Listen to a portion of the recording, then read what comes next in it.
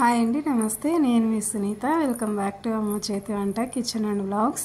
ఈరోజు వీడియో వచ్చేసి ఓ విచిత్రం అయితే చూపిస్తానండి. ఇక్కడ మీరు చూడొచ్చు అనమాట.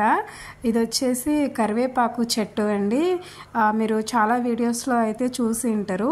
సడన్గా ఒకరోజు ఏంటంటే కరివేపాకుకి పూతలాగా వచ్చిందండి. చిన్న చిన్న ఫ్లవర్స్ వచ్చాయి, వైట్గా ఉన్నాయి, చాలా బాగున్నాయి. ఈ కింద నేను చూపిస్తున్నవి వచ్చేసి పపాయ సీడ్స్ వేసాం కదా, అవే అనమాట. ఈ వీడియో వచ్చేసి చాలా పాతదండి, ఎక్కడో పాతది ఉండిపోయినది, అప్లోడ్ చేయడం మర్చిపోయాను అనమాట. ఇప్పుడైతే అప్లోడ్ చేస్తున్నాను. ఇక్కడ మీరు గమనించవచ్చు, చిన్న చిన్న ఫ్లవర్స్ చూడండి, మల్లెపూలు లాగా వచ్చాయి. నేనైతే ఇది చూడడం ఫస్ట్ టైం అనమాట. దీన్ని ఏం చేయాలో ఎలా చేయాలో కూడా నాకైతే ఏం తెలియలేదు.